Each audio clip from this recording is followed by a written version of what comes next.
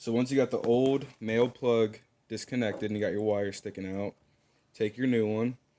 First thing you want to do is unscrew this black cap on the bottom. And then you can use your finger and push the inside out of the metal casing. You'll have these two pieces.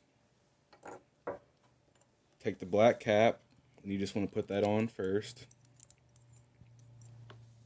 Then you want to take the larger piece with the gray grommet on it. And then you want to put that one on.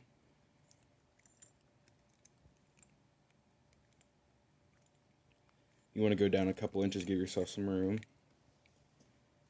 And then now you'll take the male plug itself. If you're looking at the front prongs, the one at the bottom, which is it's bigger than the two at the top, it's about a quarter circle. If you flip it over, there's a terminal connected to it. That's going to be the ground, which is the green and yellow wire. So bottom big one, flip it over. That's where the ground's going to go. You just want to screw that in.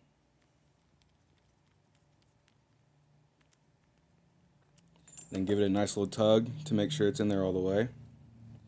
The brown wire is the positive, and that's going to go on the right side. Just put that in like that.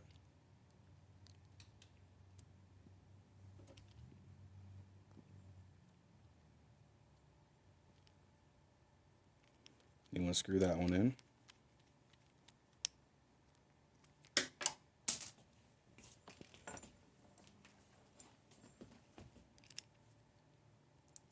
Make sure this one's tight. Then the blue is the negative, and that's going to go on the other one.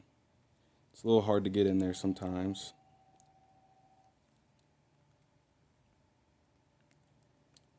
So just put that in there, and then we're going to screw that one in as well.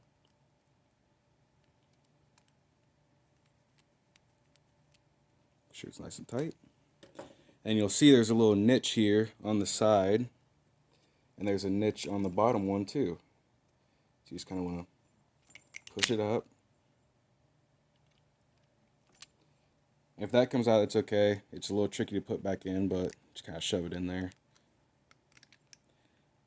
And you just want to turn it to where it matches, just like that. And then if you take the metal casing, the bottom part's the one with the threads, you'll see inside there's a little piece sticking out, a little metal piece, and that's just going to go right on there. It'll go down just like that. And then take the black cap, just screw that back on, just like that, and then should be able to